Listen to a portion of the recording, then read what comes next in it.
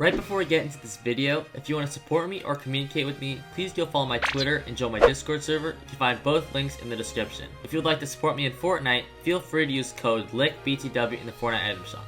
Thanks so much, I hope you enjoy the video. She draws a foreign, call you when she's bored, and she never had a plan. She got her OnlyFans. She on the gram without a plan. Now she got her OnlyFans. She want the bands, now you're a fan.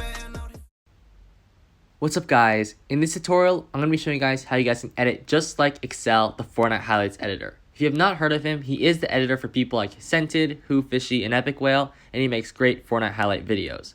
In this tutorial however, I'm going to show you guys how you guys can recreate his impact on mobile in the app Alight Motion.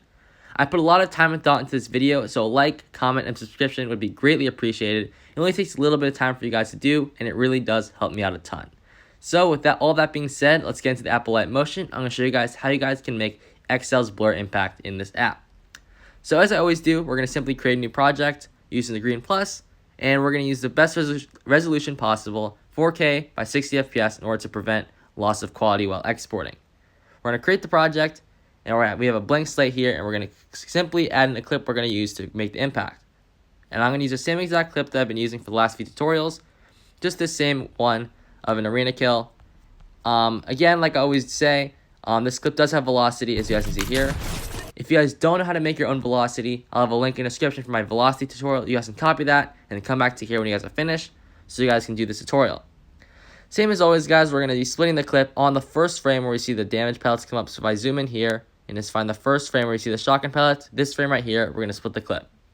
And since this is an impact effect, we're going to be mainly focusing on the second half, as it is the effect on the impact of the kill. We're going to be adding 3 different effects onto this clip, and I'll show you guys what they are now. Obviously, the first effect we're going to use is going to be tiles. Mine is right at the top here, so I'm just going to click on it and use standard settings. And I'm going to use this for mirror edges. This makes it so we don't have any of those reflected black edges at the top and bottom when we add in our shake. It just doesn't look too great, and tiles is a good way to counteract that. So the first thing we're going to do guys in this impact is going to be recreating Excel's shake. He typically does not use those intense Y shakes that people like intense highlight editors use. So he uses more of a tilt shake and a Z shake, if you guys know what that means. It's more of like a tilt and then it like screen pumps a little bit, not like an intense vertical shake that has high frequency. So we're going to go into effects and we're going to add in swing.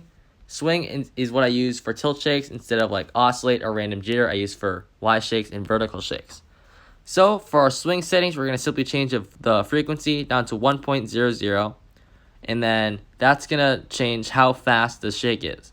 Now I'm going to be changing angle 1 and angle 2, and for angle 1, I'm going to be turning this up to negative 6.3, and angle 2, we're going to be turning down to 3.6, if I can get there really quick.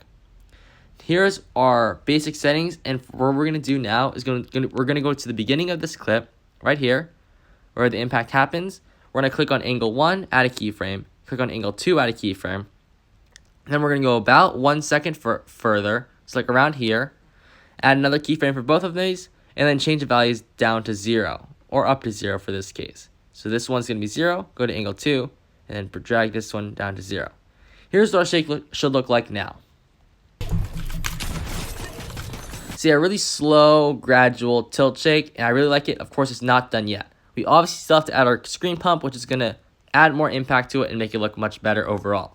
So just go to this, or I forgot to explain, so just click on the clip, press this bottom left option for move and transform, and this bottom option here is going to be the scale option. Just place a keyframe, go like to the same point where it's almost over, so I think I went to 10.06 last time. We're going to add a keyframe, and then we're going to simply go to this first one, and then move this slider to the right, and you guys can see it pushes the screen forward and more towards you. So now if you play this back, it's more of like a screen pump tilt shake, and I really do like this shake a lot. This shake is really similar to people like XLs, Yarn, stuff like that. It's a really gradual tilt shake, and I really like it a lot. You can add RGB on this if you want, but for the purpose of this, I'm going to show you guys how to add XL's blur. So I'm going to add 2 new effects now. The first one is going to be inner blur, and it's going to be how we're going to get our blur on the clip. So I found inner blur right there, but if you guys don't find it, you can just search it up, of course. And this iterations option down here is pretty interesting. You guys can just choose how you want. It says here in the bottom that more iterations give better quality, and it says their recommendation is 2. You guys can leave that at whatever you want. It doesn't really matter that much. I didn't actually really notice a difference, so I'm just going to leave it at 2 for now. It doesn't really matter too much. You guys can play with that however you want.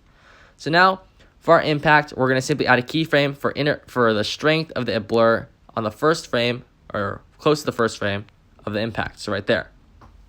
Then, we're going to go a little bit further to like where the gun stops being pulled out, so like right there, and add another keyframe.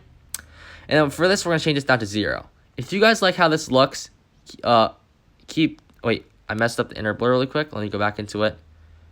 I accidentally keyframed iterations, so don't worry about that. I'm going to remove these keyframes because that's not necessary for this. Because iterations, again, does not really matter for the purpose of this tutorial.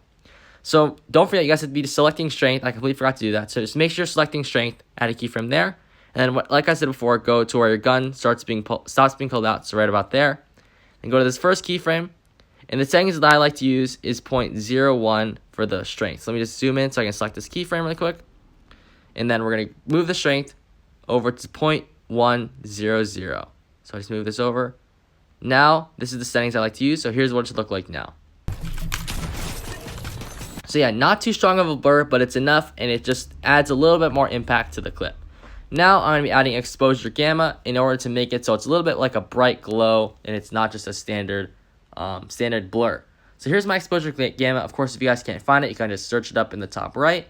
And I'm going to be now changing these values.